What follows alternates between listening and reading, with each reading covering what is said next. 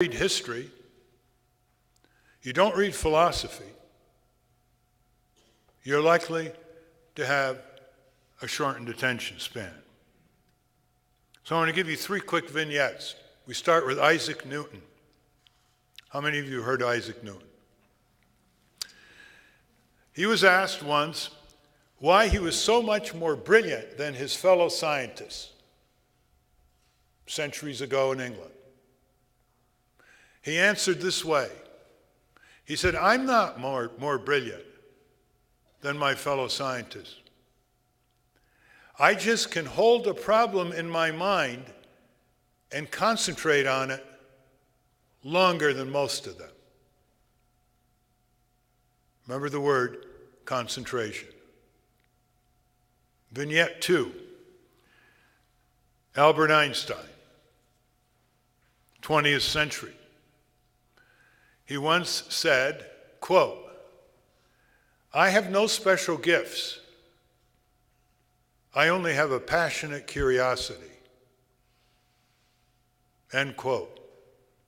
One might think that's an understatement. Remember the word curiosity. 3rd vignette, Robert Blake. Anybody heard of Robert Blake? Okay. Artist, poet, writer, Old England. He was at a social gathering, and someone came up to him and said, Mr. Blake, where do you reside? Perchance?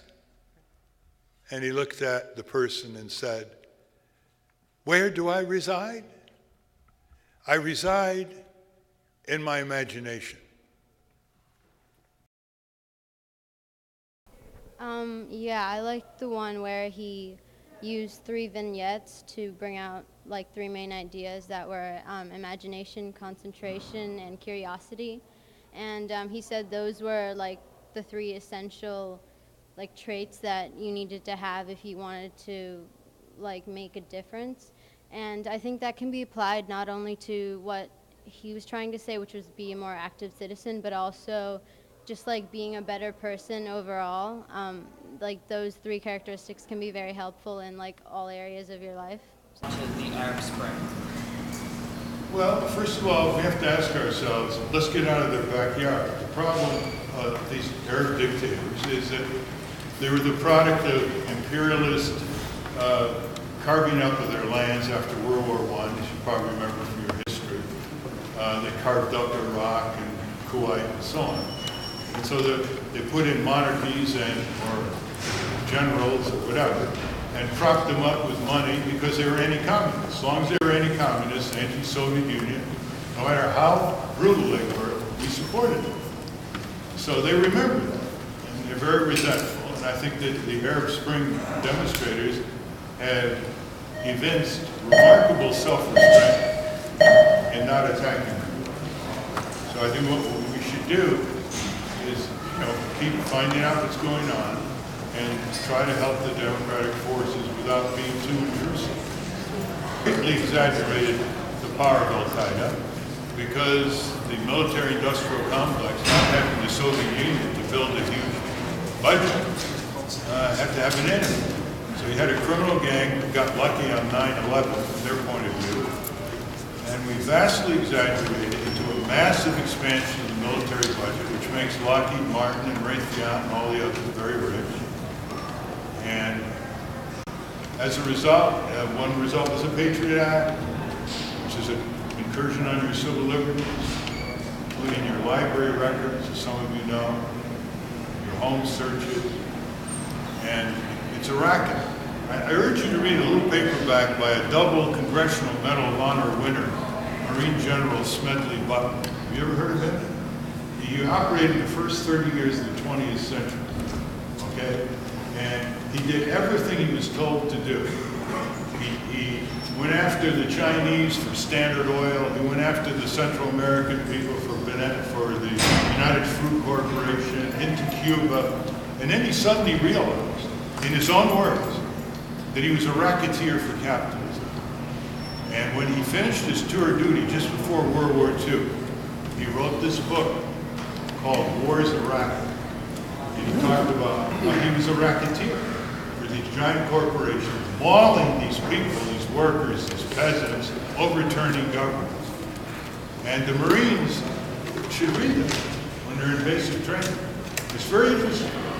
He is studied for his military tactics in the Marine camp, but they never once mention how he turned against war. How do students grow up corporate? We all grew up corporate, only it's getting worse. Growing up corporate means whether it's thousands of advertisements we're exposed to, we simply look at the political economy through corporate eyes. I know you're thinking that's not true about yourself.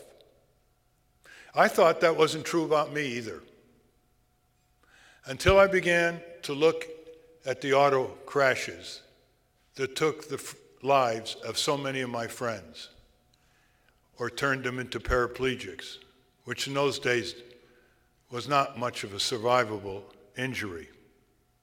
High school friends, college friends, law school friends.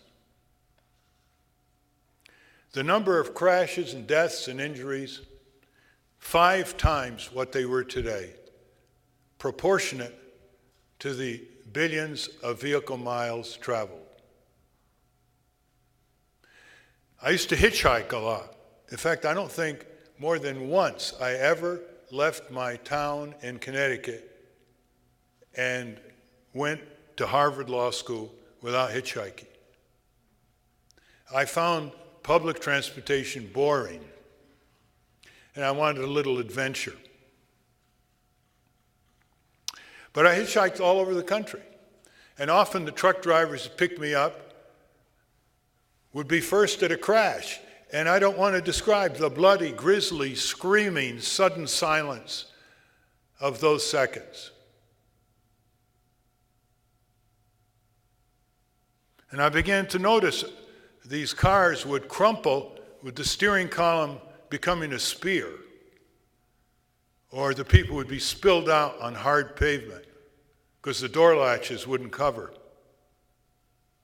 In fact, one of your teacher's brothers was killed in exactly that kind of accident involving a Volkswagen Beetle.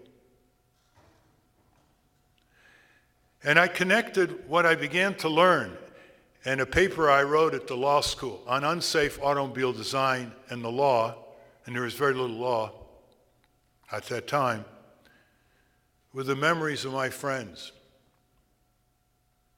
And I got angry.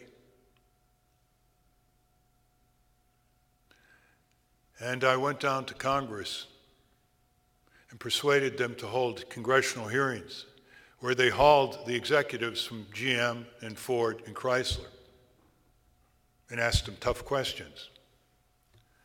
The Motor Vehicle Safety and Highway Safety Act passed in 1966, signed at a White House ceremony by Lyndon Johnson, to which he invited me. And the rest of the decades in irregular enforcement of those laws, sometimes they were enforced, sometimes they were not, sometimes cars were recalled, sometimes they weren't, saved over 1 million lives, millions of injuries prevented, and reduced in severity. I had a lot of safety engineers say they knew a lot more about this than I did. I was just a lawyer. What they didn't have was the freedom, given their employment by the auto companies, to apply their knowledge to human safety. They were prevented from doing that. Others outside the auto company said they knew a lot about this. And I said, why didn't you do anything about it?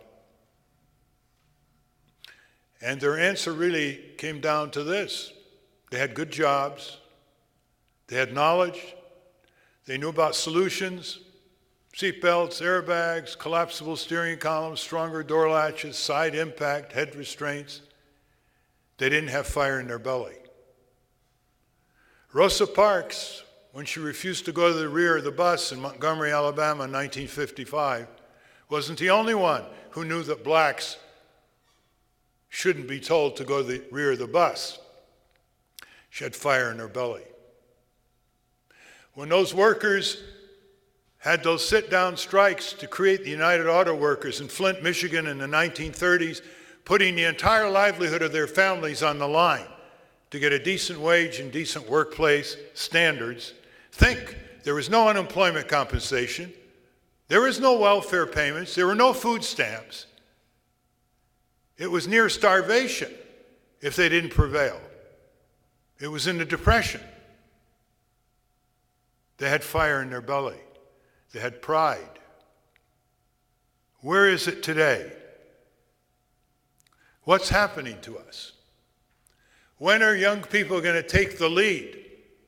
They're more prone to have fire in their belly. They're more prone to take the risk of civic action. They are more invulnerable from retaliation at their job because they don't have a full-time job.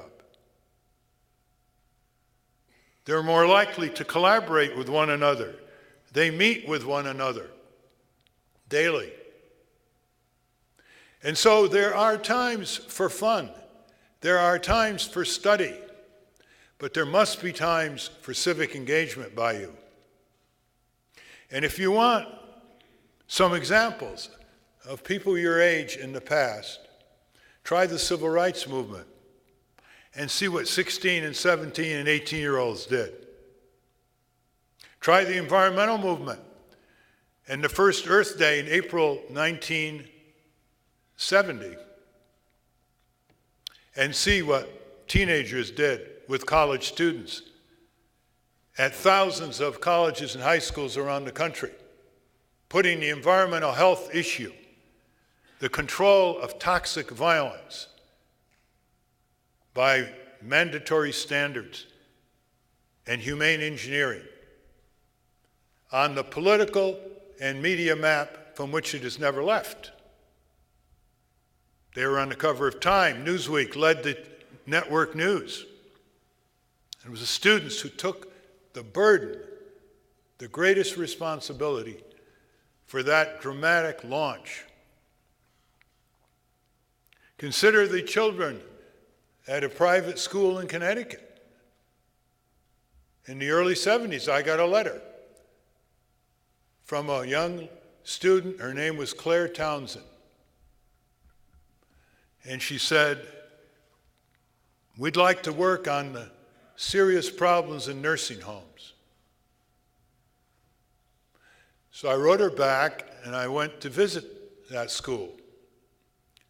And they formed a task force of young students and volunteered in nursing homes in the spring before they graduated in Connecticut, just to get an idea what it was like. There's some pretty cruel situations.